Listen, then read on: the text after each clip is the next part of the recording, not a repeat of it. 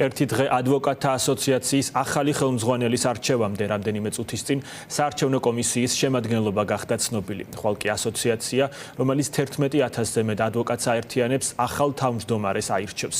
ორგანიზაცია ახალ ხელმძღვანელს ირჩევს იმ ფონზე, როდესაც რეჟიმმა სასამართლო პოლიტიკური მართლმსაჯულების ორგანოდ აქცია.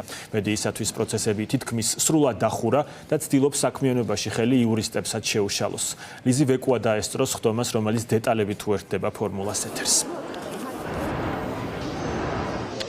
დიახლუკა, ადვოკატთა ასოციაციის არჩევნების პირველი დღე უკვე შეგვიძლია ვთქვათ, რომ დასრულებულია, შედგა საერთო კრებაც, სადაც ადვოკატებმა აირჩიეს საარჩევნო კომისიის 15 წევრი და უნდა აღინიშნოს, რომ ამ კომისიის 15-ვე წევრი არის დაკომპლექტებული სიფას, ანუ ზვიად კორძაძის, ასევე ირაკლი ჩომახაშვილისა და მუხრან ღურწკაიას გუნდის წევრებისგან და ვერც ერთი ირაკლი კანდაშვილის წარმომადგენელი ვერ მოხვდა საარჩევნო კომისიის წევრებს შორის.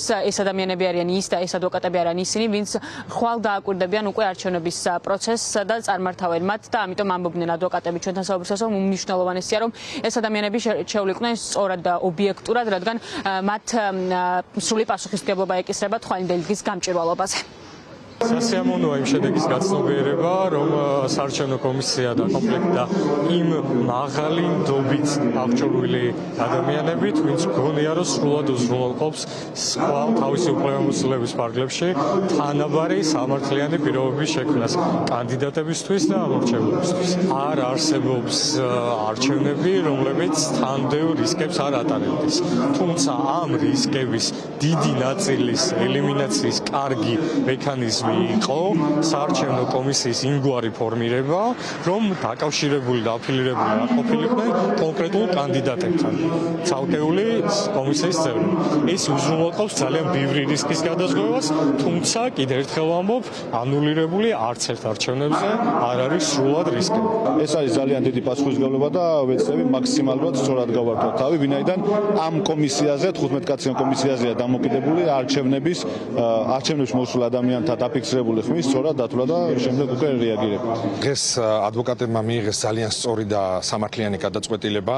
ჩვენ სამმა ჯგუფმა გავიყვანეთ 15 ხმის დამცველი კომისიის წევრი და ვერც ერთი კანდიდატი ვერ გაიყვანა ბატონმა ირაკლი კანდაშვილმა. ეს იმას ნიშნავს, რომ გამარჯვება არის ძალიან ახლოს.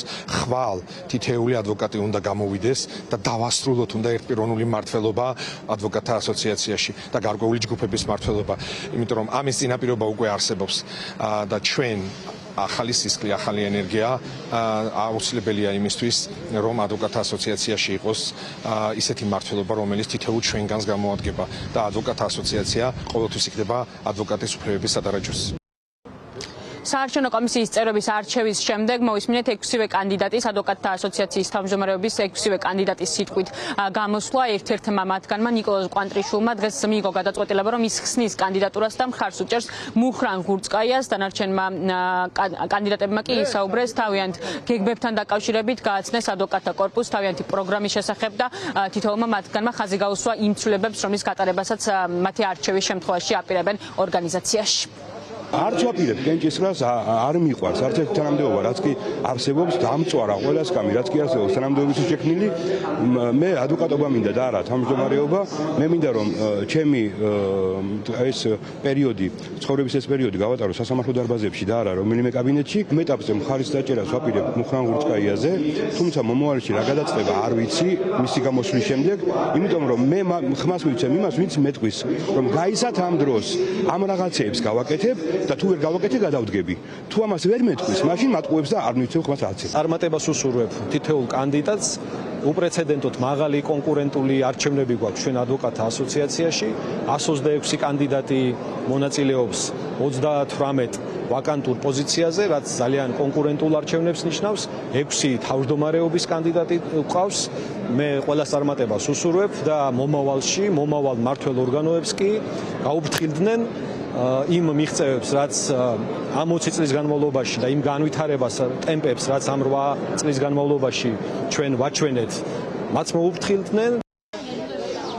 ხვალ ზუსტად 9 საათზე გვეცოდინება თუ ვინ გახდება ადვოკატთა ასოციაციის ახალი თავმჯდომარე, როგორც უკვე გითხარით, 6 კანდიდატის ნაცვლად ახლა ადვოკატთა თავმჯდომარეობის პოსტისთვის იბრძოლებს 5, ესენი არიან ირაკლი ჩომახაშვილი, ირაკლი ყანდაშვილი, მანუჩარ ჭუმბურიძე, მუხრან ღურწკაია და გიორგი მარიამიძე. სწორედ ამ ადვოკატებისგან ერთ-ერთი იქნება ის, ვინც შეცვლის დავით ასათიანს, იმ ადვოკატს, რომელიც ადვოკატთა ასოციაციის თავმჯდომარეობის პოსტს უკვე 8 წელია იკავებს.